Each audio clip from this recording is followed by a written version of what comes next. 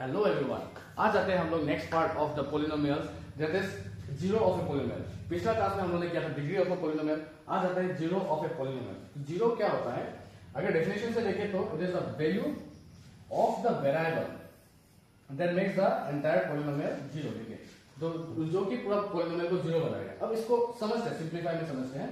जैसे एग्जांपल में ले रहा हूं, सपोज मान लीजिए मेरे पास है x माइनस 3, तो मैं x के जगह पे क्या पुट करूंगा so that I get the value zero. तो ये ऑब्वियस बात है कि अगर 3 माइनस 3 होगा तो आंसर जीरो हो जाएगा।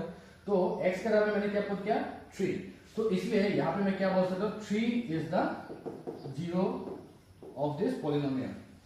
समझ में आया?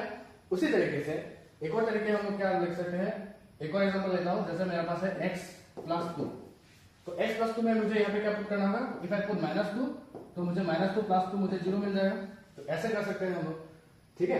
तो ये होता है हम लोग का जीरो ऑफ अ पोलिनोमियल, जो कि वो वैल्यू ऑफ द वेरिएबल होगा। कोई भी वेरिएबल होगा x y z, कोई भी वेरिएबल दिया रहेगा, उसका जो वैल्यू हम लोग पुट करेंगे तब अगर आंसर जीरो मिल रहा है तो उसको हम लोग बोलते हैं जीरो ऑफ ए पोलिनोमियल।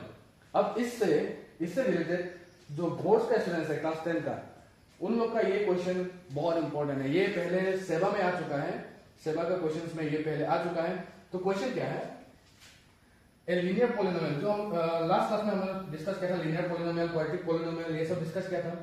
तो जो लीनियर पोलिनोमियल है, लीनियर पोलिनोमियल में एटमोस्ट कितना जीरो हो सकता है, 1 जीरो, ठीक है।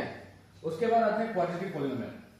तो क्वाड्रेटिक पोलिनोमियल में एटमोस्ट हम लोग को लिखना है देयर विल बी 2 जीरो, क्योंकि यहाँ पे पावर 2 है, तो पावर 2 है तो इसका मतलब यहाँ पे 2 जीरो होगा मैक्सिमम। लीनियर पोलिनोमियल में हाईएस्ट पावर 1 होता है, तो इसलिए वहां पे सिर्फ एक ही जीरो होगा।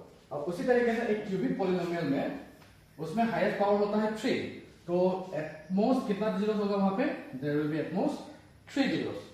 अब वैसे ही किसी भी पोलिनोमियल ऑफ डिग्री है, मतलब कि अगर कोई भी डिग्री होगा, मान लीजिए डिग्री 5 है, तो उसमें 5 नंबर ऑफ जीरोस आएगा वैसा।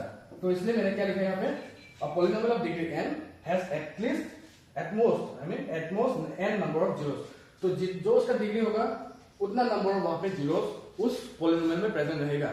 और ये एक्चुअली में पहले प्रीवियस क्वेश्चंस में आ चुका है in the board exams of class 10। तो ये एक इंपॉर्टेंट पार्ट बन जाता है।